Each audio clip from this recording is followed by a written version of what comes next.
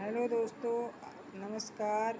आप लोग कैसे हैं? आज मैं आपको श्रीमद् भागवत गीता में से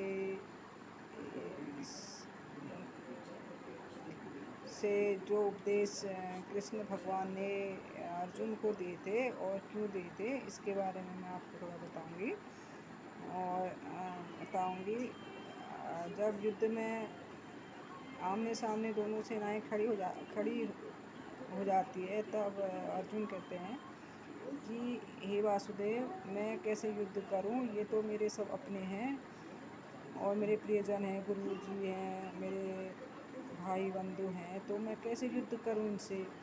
और मैं इनसे युद्ध नहीं कर सकता हूं। तब श्री कृष्ण भगवान अर्जुन को समझाते हुए कहते हैं, हे पार्थ, जो बुद्धि प्रवृत्ति मार्ग और निवृत्ति मार्ग को, कर्तव्य और अकर्तव्य को, भय और अभय तथा बंधन और मोक्ष को यथार्थ जानती हो, वह बुद्धि सात्विकी है।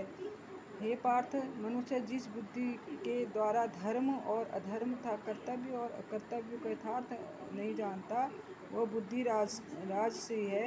हे अर्जुन, जो तमोगुण से घिरी हुई बुद्धि अधर्म भी वह धर्म है ऐसा मान लेती है तथा इसी प्रकार अन्य संपूर्ण पदार्थों को भी विपरीत मान लेती है, वह बुद्धि तामसी है। हे पार्थ, जिस अभिविचारणी धारण शक्ति से मनुष्य ध्यान योग के द्वारा मन और प्राण और इंद्रियों की क्रियाओं को धारण करता है,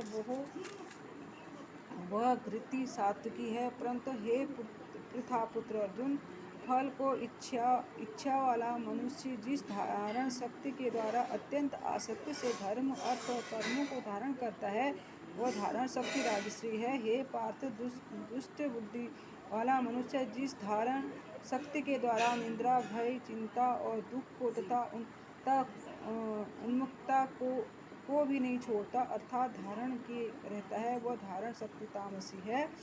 हे भरत श्रेष्ठ, अब 3 प्रकार के सुखों को भी तुम मुझसे सुन।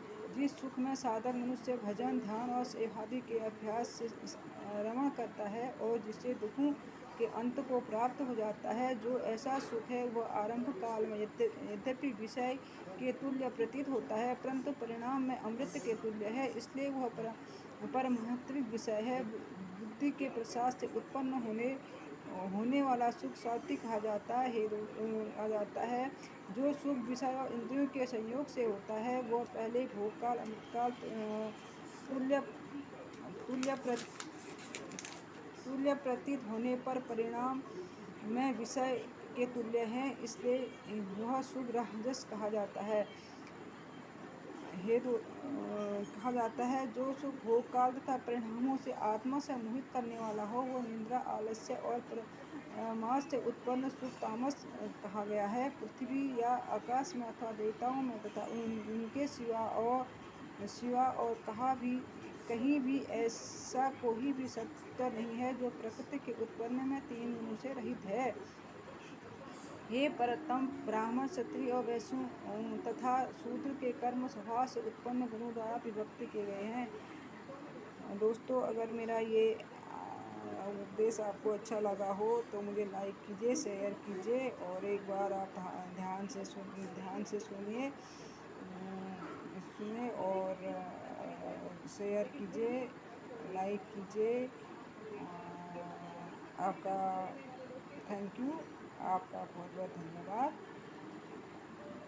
मैं सुनो पंत अंडी।